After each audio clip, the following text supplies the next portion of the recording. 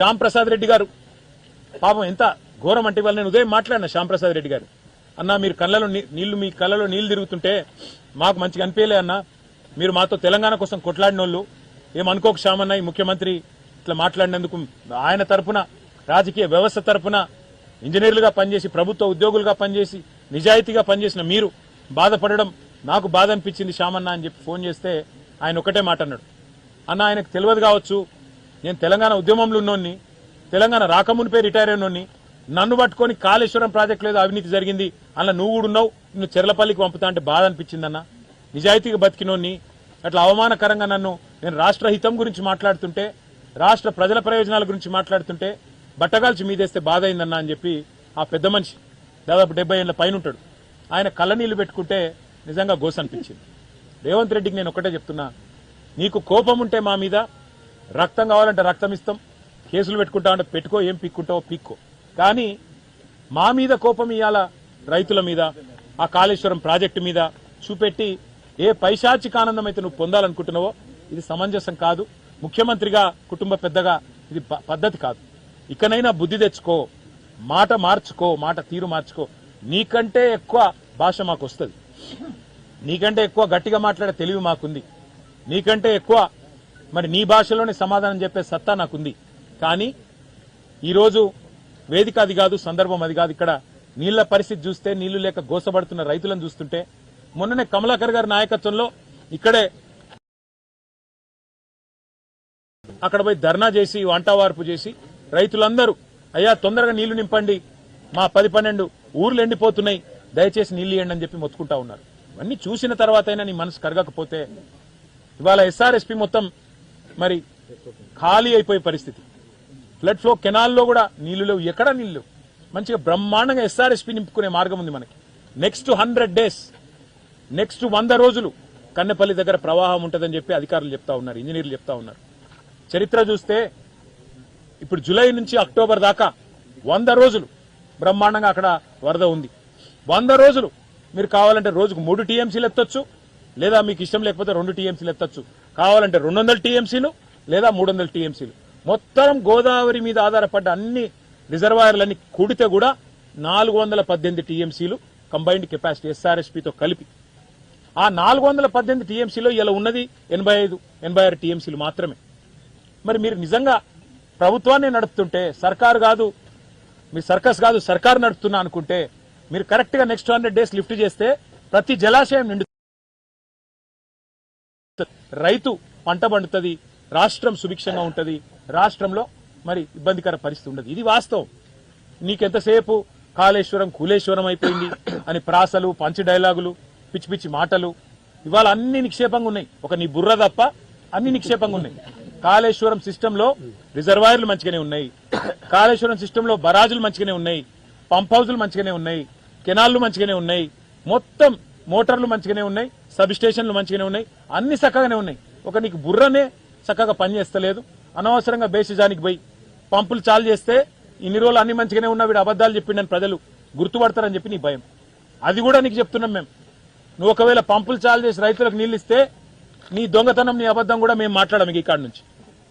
నువ్వు ఇన్ని రోజులు చెప్పిన బక్వాస్ మాటలు కూడా మేము కూడా మర్చిపోతాం నువ్వు కూడా మర్చిపో.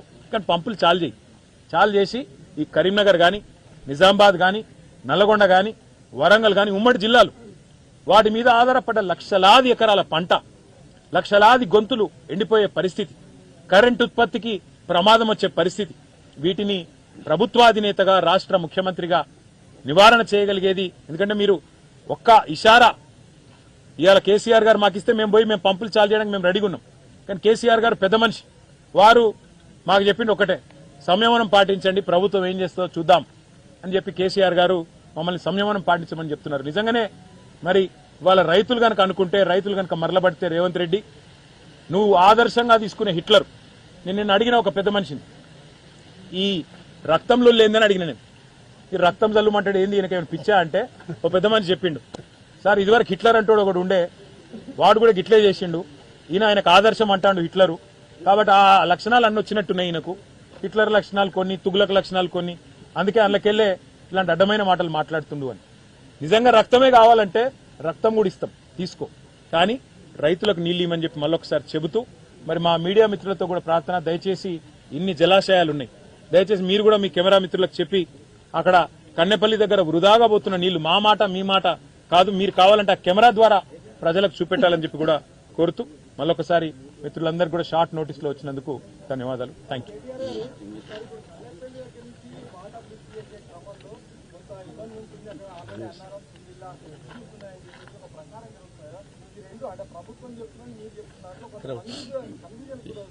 కన్ఫ్యూజన్ ఏం లేదు బ్రదర్. వాస్తవం ఏంటి అంటే మీకు పేపర్ క్లిప్పింగ్స్ సహా ఇస్తాను. ఉత్తమ్ కుమార్ రెడ్డి గారికి తెలంగాణ ఇరిగేషన్ డిపార్ట్మెంట్ ఇచ్చిన రిపోర్ట్ కూడా నేను మీకు ఇస్తాను. అన్నారం సుందిల్లా గ్రౌటింగ్ జూన్ 2024 అంటే మా ప్రభుత్వం దిగిపోయిన 6 నెలలకే గ్రౌటింగ్ అయిపోయింది. గ్రౌటింగ్ అయిపోయిన తర్వాత ఇవాళ అక్కడ పరిమిత స్థాయిలో నీళ్లు నింపవచ్చని నేను చెప్పట్లేదు. నిన్న మొన్న తెలంగాణ రిటైర్డ్ ఇంజనీర్స్ రాసిన లేఖలో వాళ్ళు చెప్పారు, ఫుల్ కెపాసిటీ కాకపోయినా పరిమిత స్థాయిలో నీళ్లు నింపి లిఫ్ట్ చేసుకోవచ్చు. 3 పంపులు గనక సైమల్టేనియస్తో కన్నెపల్లి దగ్గర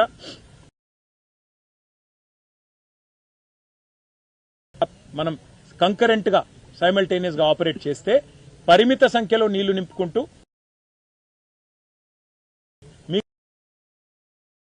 మీటర్లతో ప్రాబ్లం ఉండొచ్చు. కానీ అన్నారంలో గ్రౌటింగ్ అయిపోయింది, సుందిల్ల గ్రౌటింగ్ అయిపోయింది, అక్కడ సమస్య లేదు.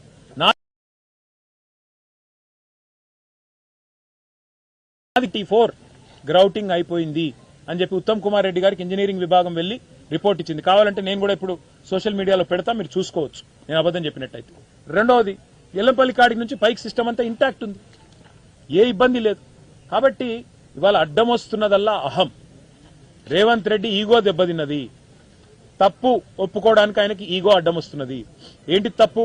కాళేశ్వరం కూలేశ్వరం అయిపోయిందని చెప్పిన కదా, మరి కాళేశ్వరంకి వెళ్ళి నీళ్లు లిఫ్ట్ చేసుకునే సౌలతు నువ్వు రిపేర్ చేయకుండానే బరాజును ఉంది అని బీఆర్ఎస్ ఎక్స్పోజ్ చేస్తుంటే ఆయన గొంతులో పచ్చి వెలక్కాయ పడ్డది. చెప్పస్తలేదు, మింగస్తలేదు, కక్కస్తలేదు, ఏం చెప్పాలనో చెప్పస్తలేదు. మొన్నేమన్నాడు, మేము మొదలు మాట్లాడితే ఏడికెళ్ళి పోతాయి అన్నాడు. మేము పోయి నీళ్లు చూపెట్టినాక ఇప్పుడు ఉల్టా కథ మార్చిండు. ఎన్డీఎస్ఏ చెప్తుంది అంటాడు.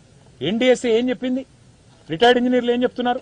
అన్నారం సుందిల ద్వారా పరిమితంగా నీళ్లు తీసుకొని పోవచ్చు, పరిమితంగా నీళ్లు నిల్వ ఉంచి లిఫ్ట్ చేయొచ్చు అని చెప్తా ఉన్నారు. నేను ఇంకొక మాట కూడా అంటా ఉన్నా. ఇవాళ కేంద్ర మంత్రి ఇక్కడ ఉన్నారు, బండి సంజయ్ గారు. నేను వారిని కూడా అడుగుతా ఉన్నా, ఈ ఎన్డీఎస్ఏ ఏంటిది? ఎన్డీఎస్ఏ అది ఎన్డీఎస్ఏ రిపోర్టా, ఎన్డీఏ రిపోర్టా? అది నాకు తెలియక అడుగుతా ఉన్నా. అరే మీరు మేడిగడ్డ ఏదో కుంగింది అని కాంగ్రెస్ వాళ్ళు అనగానే 2 రోజులనే రిపోర్ట్ ఇచ్చింది ఎన్డీఎస్ఏ. ఏది? అక్టోబర్ 2023లో విత్ ఇన్ 48 hours రిపోర్ట్ ఇచ్చింది బ్రదర్. అసలు నీళ్లలో కాలు పెట్టలే, 1 మీటర్ పెట్టలే, కిందికి పోయి చూడలే, సాయిల్ టెస్టింగ్ చేయలే. విత్ ఇన్ 48 hours హడావుడిగా కాంగ్రెస్ వాళ్ళు దున్నపో తినిందంటే బీజేపీ వాళ్ళు దుడ్డెని కట్టేయమన్నట్టు రిపోర్ట్ ఇచ్చింది.